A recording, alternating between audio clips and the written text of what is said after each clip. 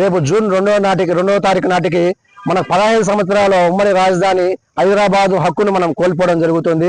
తెలంగాణ ముఖ్యమంత్రి అయినటువంటి రేవంత్ రెడ్డి గారు నోటీసులు కూడా పంపడం జరుగుతుంది. మరి దీని మీద ఈ రోజు ఉన్నటువంటి వైఎస్ఆర్సీపీ ప్రభుత్వం ముఖ్యమంత్రి ఏ విధంగా స్పందన కూడా లేదు. ఆ మంత్రులు కావచ్చు, ఆ ప్రభుత్వ సిఎస్ కావచ్చు, ఎవరు కూడా దీని మీద ఒక ప్రకటన చేసిన దాఖలాలు లేవు. మరి చూద్దాం రేపు జూన్ 4వ తారీఖున తెలుగుదేశం ఉమ్మడి కూటమి మరి గెలిచినట్టయితే మరి వారు ఏం చేస్తారనేటువంటిది కూడా చూద్దాము. అయితే మాకైతే ఒక నమ్మకం ఉంది. తెలుగుదేశం ప్రభుత్వము ఒకవేళ కూటమి విజయం సాధించినట్లయితే ఖచ్చితంగా మరి రాజధానికి కావాల్సినటువంటి నిధులు సమకూర్చి అమరావతిని పునర్నిర్మాణం జరిగి మంచి రాజధాని నిర్మాణం జరుగుతుందని చెప్పేసి నేనైతే నిజంగా నమ్ముతున్నాను. అంతేకాకుండా తెలుగుదేశం గవర్నమెంట్ లో మనం చూసుకున్నట్లయితే ఆ రోజు ఎంతో మరి ఈ రోజు మనం ఉన్నటువంటి సచివాలయం కావచ్చు, ఈ రోజు ఉన్నటువంటి అసెంబ్లీ కావచ్చు, మరి సెక్రటరియట్ ఉన్నటువంటి ఉద్యోగస్తులకు భవనాలు కావచ్చు, ఆ రోజు విజయవాడలో మనకు అమరావతిలో మనం చూసాము.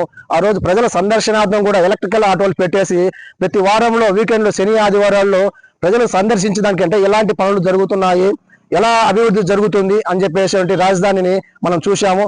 అంతేకాకుండా మీరు అనుకోవచ్చు తెలంగాణ రోజు అమరావతిని అంటే ఏ విధంగా డిజైన్ చేయాలి, ఒక ఎస్ఎస్ రాజమౌళి లాంటి వ్యక్తిని ఒక డైరెక్టర్ని పిలిచి ఆ రోజు ఒక విధానాన్ని అంటే ఏ విధంగా చేయాలి అనేటువంటి ఒక డిజైన్ ని మన సింగపూర్ లో తయారు చేయడం జరిగింది.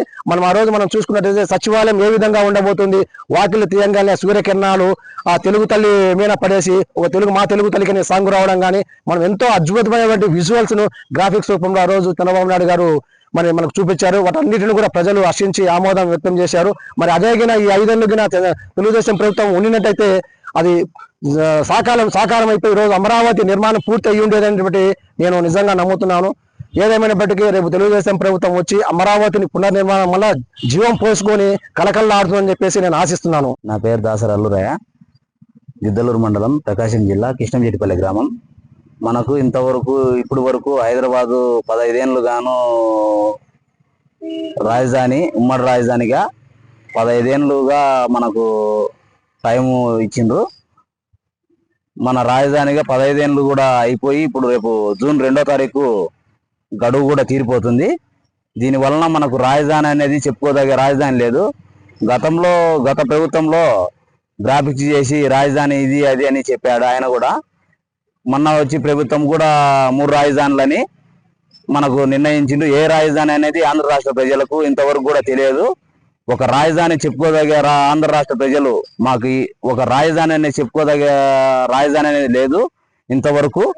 ఆంధ్ర రాష్ట్ర ప్రజలు మనకు రాజధాని అమరావతి, వైజాగ్, కర్నూలు, ఇంకోటి అనేది ఒక చెప్పుకుంటే బాగుంటది అనేది ఆంధ్ర రాష్ట్ర ప్రజలు మేము కూడా కోరుకుంటున్నాము. రాజధాని అనేది ఉంటే బాగుంటది.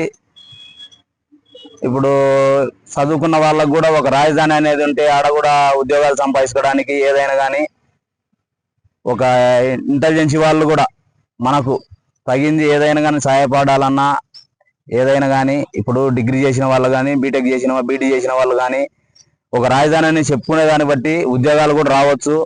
మంచిగా రాజధాని పేరు చెప్పుకొని అమరావతి, కర్నూలు, వైజాగ్ అనే దాని గురించి ఇప్పుడు మనకు ఇంప్లిమెంట్ కావాలంటే మనకు రాజధాని కావాలా. ఆ రాజధాని ఏదనేది రేపు రాబోయే ప్రభుత్వం కూడా ఒక రాజధానిని నిర్ణయించాలని కోరుకుంటున్నాం. ప్రత్యేక రాష్ట్రం విడిపోయిన తర్వాత హైదరాబాదుని ఉమ్మడిగా 10 సంవత్సరాలు కొనసాగే విధంగా అప్పుడు కేంద్రంలో ఉన్నటువంటి కాంగ్రెస్ ప్రభుత్వం చట్టం చేసింది. కానీ చట్టం చేసిన తర్వాత ఇరు రాష్ట్రాలకు సంబంధించినటువంటి జన వనరులు కానీ అదేవిధంగా ప్రత్యేకమైనటువంటి జిల్లాలు కానీ ఇంకా కొన్ని మండలాలు కానీ హైదరాబాద్లోనే కొనసాగుతున్నాయి.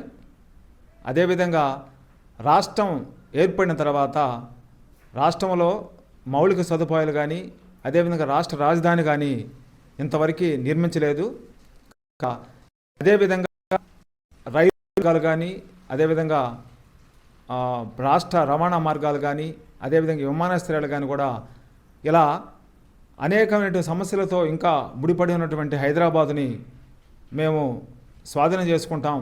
అప్పుడు కాంగ్రెస్ ప్రభుత్వం ఇచ్చినటువంటి ప్రత్యేక హోదా టైం పూర్తయిందని ఆ రాష్ట్ర ముఖ్యమంత్రి రేవంత్ రెడ్డి గారు మాట్లాడిన తర్వాత ఆంధ్రప్రదేశ్కి రాష్ట్ర రాజధాని లేకుండా పోయినటువంటి విధానాన్ని గమనించి దీన్ని పరిగణలోకి తీసుకొని మరి ఇంకొక 10 సంవత్సరాలు రాష్ట్ర రాజధాని ఏర్పడే వరకు ఉమ్మడి రాష్ట్రంగా హైదరాబాద్ను కొనసాగించాల్సిందిగా ప్రజలు అందరూ కోరుకుంటున్నారు. అదేవిధంగా దీని మీద కూడా కేంద్ర ప్రభుత్వం తక్షణమే చర్యలు తీసుకోవాలని కోరుతున్నాం. ముఖ్యమంత్రి రేవంత్ రెడ్డి గారు ఈరోజు హైదరాబాదులో ఉన్నటువంటి ఆంధ్రప్రదేశ్ ఆస్తులను స్వాధీనం చేసుకోవాలని అధికారులను ఆదేశించినట్టు వార్తలు వచ్చాయి.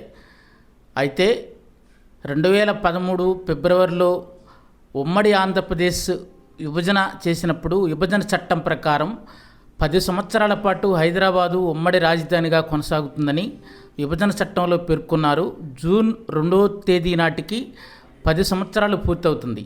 అయితే ఈ 10 సంవత్సరాల్లో ఉమ్మడి రాజధానిగా ఆంధ్రప్రదేశ్ ప్రభుత్వం హైదరాబాదుని ఉపయోగించుకున్నది లేదు.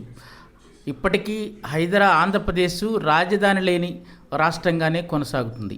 ఒకటి, అదే సందర్భంలో ఈ 10 సంవత్సరాల్లో కేంద్ర ప్రభుత్వం ఉమ్మడి ఆంధ్రప్రదేశ్ విడిపోయిన తర్వాత ఏర్పడినటువంటి తెలంగాణ ఆంధ్రప్రదేశ్ సమస్యల్ని పరిష్కరించడంలో పూర్తిగా వైఫల్యమైంది.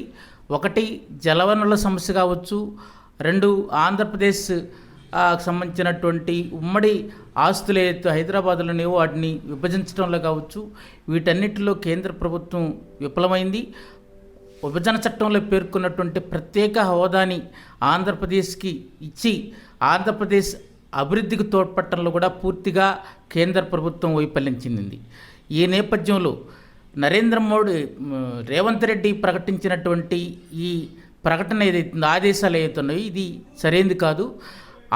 ఉమ్మడి ఆంధ్రప్రదేశ్ రాజధానిగా కొనసాగినటువంటి హైదరాబాదులో ఉన్నటువంటి ఆంధ్రప్రదేశ్ ఆస్తులు స్వాధీనం చేసుకోవడంలో విభజించడంలో కేంద్ర ప్రభుత్వం జోక్యం చేసుకొని ఇరు రాష్ట్రాల అధికారుల్ని ముఖ్యమంత్రుల్ని కూర్చోబెట్టి సామరస్యంగా పరిష్కరించాల్సిన బాధ్యత కేంద్ర ప్రభుత్వానికి ఉంది. అలా కానందువల్లనే ఈరోజు రేవంత్ రెడ్డి ప్రకటన చేయాల్సి వచ్చిందని చెప్పి సిపిఎంఎల్ న్యూ డెమోక్రసీ పార్టీగా మేము భావిస్తున్నాం. ఇప్పటికైనా కేంద్ర ప్రభుత్వం జోక్యం చేసుకుని తెలంగాణ ఆంధ్రప్రదేశ్ అధికారులను కూర్చోబెట్టి ఇరు రాష్ట్రాల ముఖ్యమంత్రులను కూర్చోబెట్టి ఉమ్మడి రాజధానిగా ఉన్నటువంటి హైదరాబాదులోని ఆంధ్రప్రదేశ్ ఆస్తుల్ని సామరస్యపూర్వకంగా విభజించి పరిష్కరించాలని చెప్పి కేంద్ర ప్రభుత్వాన్ని మేము డిమాండ్ చేస్తూ ఉన్నాం. అదే సందర్భంలో జలవనరుల సమస్య కూడా ఆంధ్రప్రదేశ్కి తెలంగాణకి మధ్య ఉంది. వాటిని కూడా పరిష్కరించాలని మేము డిమాండ్ చేస్తూ ఉన్నాం. ఇదే సందర్భంలో రేవంత్ రెడ్డి ప్రకటన వల్ల 2 సమస్యలు ఉత్పన్నమయ్యే అవకాశాలని, ఒకటి, ఆంధ్ర తెలంగాణ సెంటిమెంట్ కూడా రెచ్చగొట్టి ఇరు రాష్ట్రాల ప్రజల మధ్య కూడా విద్వేషాలు రేగే అవకాశాలు కూడా ఉన్నాయి. అలా రెచ్చగొట్టకుండా ఇరు రాష్ట్రాల ప్రజల మధ్యనటువంటి సౌహృద్భావ వాతావరణాన్ని మరింత పెంచడానికి కేంద్ర ప్రభుత్వం జోక్యం చేసుకుని హైదరాబాదులో ఉన్నటువంటి ఆంధ్రప్రదేశ్ ఆస్తులు తెలంగాణ ప్రభుత్వం స్వాధీనం చేసుకోవటంలో కానీ లేకపోతే విభజించడంలో కానీ ఇరు రాష్ట్రాల మధ్య కూర్చోబెట్టి సామరస్యంగా పరిష్కరించాలని చెప్పి ఈ సందర్భంగా సిపిఎంఎల్ న్యూ డెమోక్రసీ పార్టీ కేంద్ర ప్రభుత్వాన్ని, అలాగే ఇరు రాష్ట్రాల ముఖ్యమంత్రులు ఇరు రాష్ట్రాల అధికారులు కూర్చొని ఇరు రాష్ట్రాలకు సంబంధించినటువంటి హైదరాబాదులో ఉన్న ఆస్తులు విభజన స్వాధీన సమస్యల్ని సామరస్యంగా పరిష్కారం చేసుకోవాలని చెప్పి ఇరు రాష్ట్రాల ముఖ్యమంత్రులకి సిపిఎంఎల్ న్యూ డెమోక్రసీ పార్టీ విజ్ఞప్తి చేస్తూ ఉంది. మరిన్ని వీడియోస్ కోసం ఛానల్ ని సబ్స్క్రైబ్ చేయండి. లేటెస్ట్ అప్డేట్స్ కోసం వాట్సాప్ ఛానల్ ని ఫాలో చేయండి. అండ్ లింక్ డిస్క్రిప్షన్ లో ఉంది.